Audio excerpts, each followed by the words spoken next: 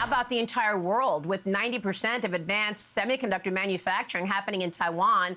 And tell me about trade going through the Taiwan Straits. I mean, tell us about the impact to America on all of your work. You know, I talk a lot about freedom and democracy, but, you know, beyond that, you got 60% of international trade going through the Taiwan Straits. 90% of the advanced semiconductor capability, manufacturing capability for the world is in Taiwan. Imagine if China invaded tomorrow, communist China, and either took over and owned TSMC, the chip manufacturer, or broke it.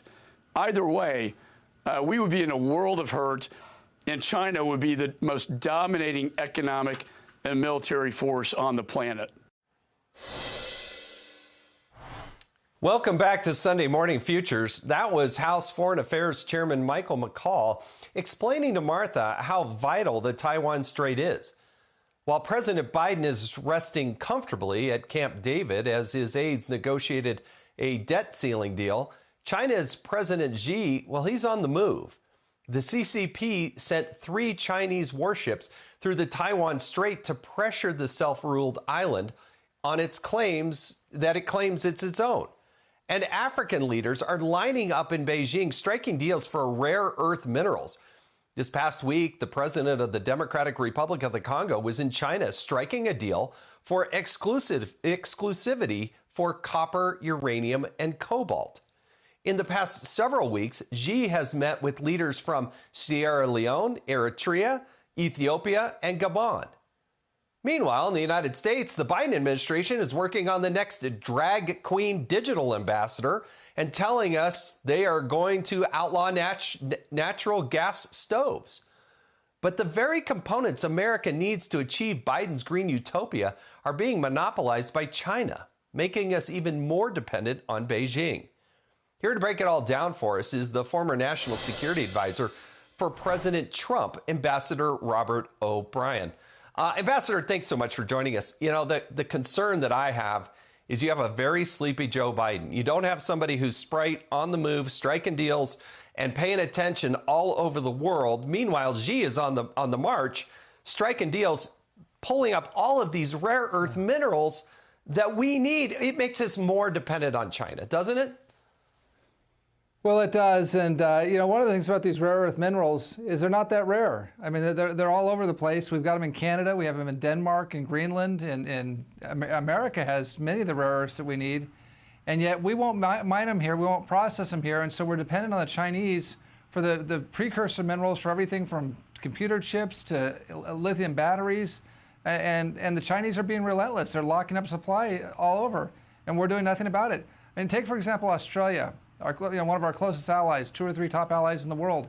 Australia produces over 50% of the lithium we're going to need for all our electric car batteries for the green energy revolution that the Biden administration has promised.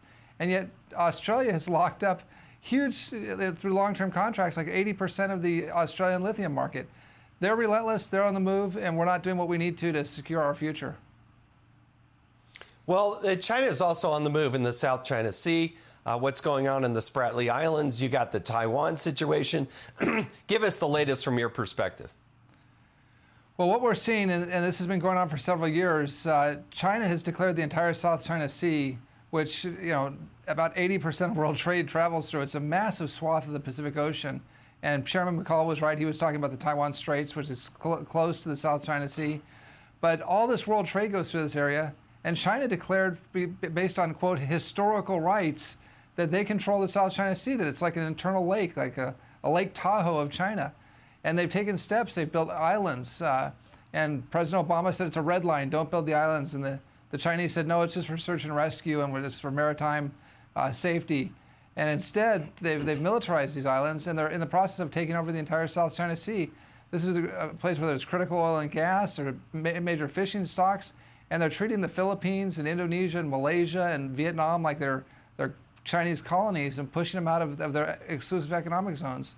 So this is very detrimental to those countries, to ASEAN, but also to the United States of America. So what do we do about it? Ambassador, how do we protect Taiwan? What should we be doing? Well, it's pretty straightforward. Number one, we shouldn't be appeasing the Chinese, because every time you try to appease them, you try and give them something, you try and compromise with them, they take that as a sign of weakness. We need to go back to what Ronald Reagan talked about and what President Trump talked about, and that's peace through strength. And I was glad to see your interview with Congressman Mast, who's a great American, and on this Memorial Day, I thank him for his service, and we thank all the servicemen and women and veterans, and especially the Gold Star families. But we've got to have a strong military. That's what gives backbone to our diplomacy, to our economic well-being, and we need to rebuild the military. We need to have Coast Guard ships in the South China Sea. We need to have our naval ships in the Taiwan Strait, telling the Chinese you can't just declare that massive chunks of international waters are yours because you're bigger and you've got the might to do it. So peace through strength is what will protect us. It'll protect Taiwan, but it'll also protect our other allies like the Philippines and the ASEAN countries, our partners in Asia, from Taiwanese depredations. Yeah, there was some action there off the coast of Vietnam. Even Russia was involved, and in a contentious way with China. Yeah, that was pretty surprising, and it just shows how emboldened the Chinese are. Before, they would have never infringed on Russian rights, and there's a Russian Vietnamese gas block that's being exploited. I think it's called Viet Gazprom. And the Chinese just sent their ships in there and acted like it was their territory.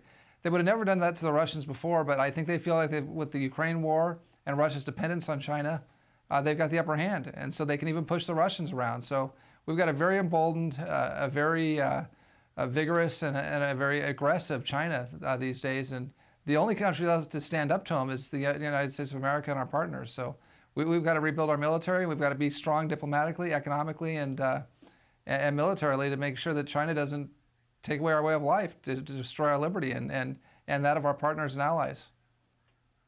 I've only got about 45 seconds, but explain the disparity between what China's doing with its Navy versus where our Navy is.